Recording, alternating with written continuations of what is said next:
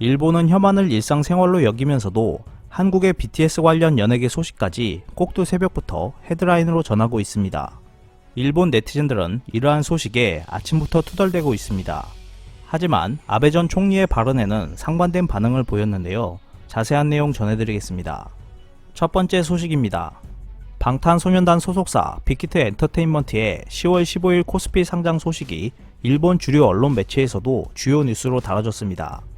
일본 공영방송 NHK는 이날 정오 뉴스에서 남성 7인조 아이돌 그룹인 BTS 소속사가 코스피 상장 직후 한때 공모가의 2.6배인 주당 35만 1000원까지 올라 시총이 11조 8,800억 원대를 기록하는 등 시장에 관심을 모으고 있다고 전했습니다. NHK는 올해 8월 발표된 BTS의 다이너마이트가 한국 가수 최초로 미국 음원 차트 빌보드 싱글 부분에서 1위를 차지하고 C19 감염증 유행 상황에서 지난 주말 열린 온라인 콘서트에는 전 세계에서 100만 명이 시청했다고 소개했습니다. 이 방송은 다만 빅히트 주식이 BTS의 세계적 화력에 힘입어 많은 투자자와 BTS 팬의 관심을 받고 있지만 회사 수입의 대부분을 BTS에 의존하는 것이 불안 요소라고 한국 언론이 지적한다고 덧붙였습니다. 교도통신도 빅히트 상장 직후의 주가 동향을 전하면서 방시혁 대표가 기념 행사에서 작은 회사에서 시작해 세계 음악시장 질서를 재편했다는 평을 듣게 됐다. 세계 최고 엔터테인먼트 기업을 목표로 하겠다는 각오를 밝혔다고 보도했습니다. 교도통신은 또 BTS 멤버의 병역 문제를 거론하면서 이들의 활동에 지장이 생길 경우 한국 경제가 타격을 받을 것이라는 얘기까지 나오고 있다며 BTS의 한국 내 위상을 전했습니다. 일본의 주류 일간지인 요미우리 신문과 마이니치 신문 등도 인터넷판 주요 뉴스 영역에 빅히트 상장 소식을 올렸습니다. 일본 최대 포털인 야후 재팬에도 톱뉴스 코너에 블룸버그 통신의 일업한 관련 기사가 배치됐는데요. 블룸버그는 이 기사에서 BTS 각 멤버의 보유 주식 가치가 8억엔을 넘었다며 빅히트 시가총액이 다른 주요 K-POP 그룹 소속사 3곳을 합친 것보다 컸다고 썼습니다. 그러나 일본 누리꾼들은 대체로 빅히트의 코스피 상장을 일본 매체들이 주요 뉴스로 다루는 것에 곱지 않은 시선을 보냈습니다.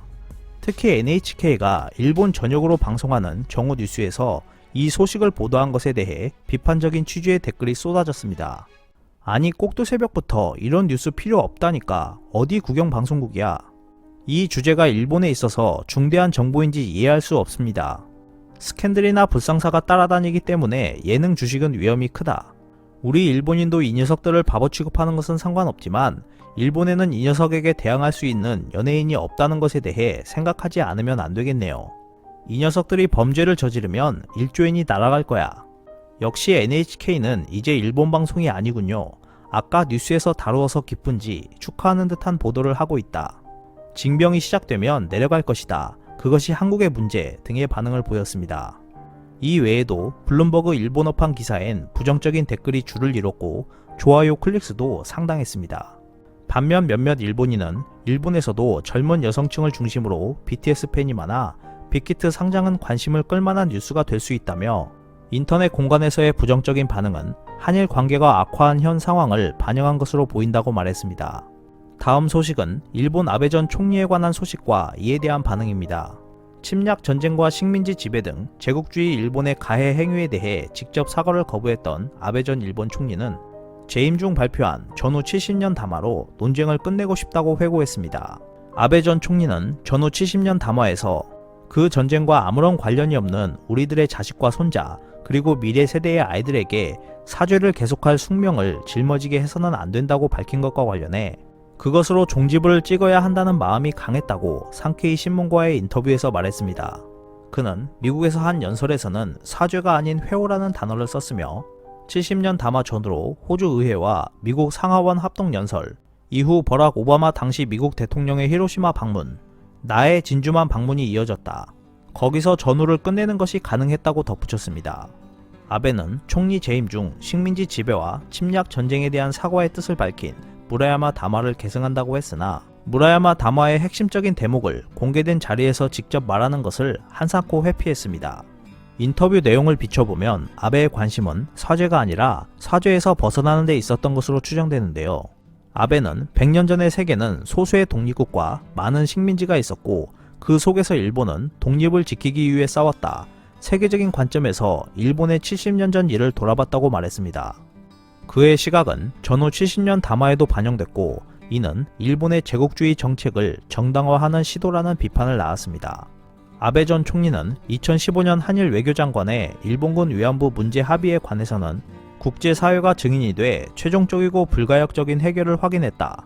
정부로서는 고노 담화 검증도 했다. 많은 사람이 역사의 진실에 더 다가섬으로써 역사 문제의 종지부를 찍을 수 있었다고 인터뷰에서 주장했습니다. 이러한 아베 총리의 발언에 일본 네티즌들은 아베 전 총리의 발언 중 다음 세대까지 계속 숙명을 짊어지게 해서는 안 된다고 한 말이 가장 가슴에 남는 단어입니다. 역시 멋진 국가관을 가진 희대의 재상이었다. 현재 스가 총리가 이렇게 빠르게 움직일 수 있었던 것도 아베 전 총리의 밑바탕이 있어서인 것 같다. 아베 전 총리는 외교에 관해서는 최고의 재상이었다. 상케이 인터뷰에 응하는 아베씨 건강해 보이는데 국회에 나와서 여러가지로 대답을 해주었으면 한다 등의 반응을 보였습니다. 최근 일본은 독일에 설치된 소녀상을 철거하기 위해 외교 분쟁 이미지로 부각시켜 집요한 로비를 하고 역사 문제의 본질을 호도하며 일본이 피해자라고까지 주장하고 있습니다. 일본 구구 세력들은 여전히 한국을 비방하고 일본이 언제까지 사제 외교를 반복하고 패전국으로 남아야 하냐며 강한 문제의식을 나타내고 있습니다. 스가 정권은 주요 구성원이 기본적으로 보수 우익 성향이라는 것에는 큰 이견이 없는 가운데 아베 정권 때와 마찬가지로 한일 관계는 순탄치 않은 상황입니다. 독일 베를린에서 일본군 위안부 피해자를 상징하는 평화의 소녀상이 설치되자 모테기 일본 외무상은 하이코 마스 독일 외교장관과의 화상회담에서 철거를 요청했고 현지 일본 대사관이 전방위로 로비를 벌였습니다. 일본은 아베 정권 시절부터 소녀상 설치에 반대해 왔기 때문에 이런 움직임이 새삼스럽다고 보기는 어렵지만 스가 정권 발족 후 한일 역사 갈등에 다시 불을 붙이는 재료가 될 가능성이 보이고 있습니다. 일제강점기 징용 피해자에게 배상하도록 한 한국 대법원 판결을 둘러싼 줄다리기는 계속되고 있는데요. 현재까지 드러난 것으로 보면 역사 문제와 관련해 스가 정권이 전향적인 태도를 보일 가능성은 작아 보입니다. 이달 17일 시작하는 야스쿠니 신사의 추계 예대제는 스가 총리의 역사인식을 살펴보는 가늠자가 될 전망입니다.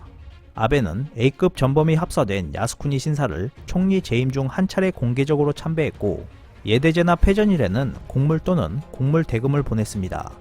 이번 제사에 스가 총리 혹은 강요들이 어떻게 대응하는지는 스가 정권의 역사인식에 관한 대외적인 평가에도 영향을 줄 것으로 보입니다.